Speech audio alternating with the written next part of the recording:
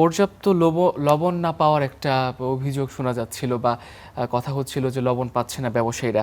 আসলে এই বিষয়টা কেন ঘটেছে? দেখুন, আমরা তো এটা গণতান্ত্রিক সরকার। আমি মনে করি যে গণতান্ত্রিক সরকারের যে ফিউচার ম্যানিফেস্টো এবং প্রোগ্রাম আছে ওনারা ইমপ্লিমেন্ট করবে, এটা আমার।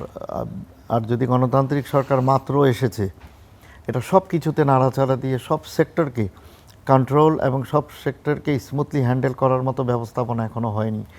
এটা সময়ের প্রয়োজন। লবণের যে বিষয়টা বলেছেন, অত্যন্ত দুঃখজনক, আনফর্চুনেট। সেটা হচ্ছে আপনার 580 টাকা মার্কেট ছিল 15 থেকে 20 দিন আগে। পর্যাপ্ত লবণ দেশে থাকার পরেও এটা অসাধু কিছু ব্যবসায়ী কৃত্রিম সংকট সৃষ্টি করে থাকে, যেটা নাকি চামড়ার জন্য হুমকি স্বরূপ আমরা মনে করি। আপনি জানেন 580 টাকার বস্তাটা এখন কিন্তু অলরেডি 1000 টাকা ছাড়িয়ে গিয়েছে, 1050, 1100। আপনি দেখবেন রাত্রে এটা নিয়ে আরও বেশি হ্যাসেল হবে, এটা 1200-1300 টাকা দিয়েও কিনতে হবে। তা আমরা এই অবস্থার থেকে পরিত্রাণ চাই এবং সুষ্ঠু ব্যবস্থাপনার একটা আশা রাখি।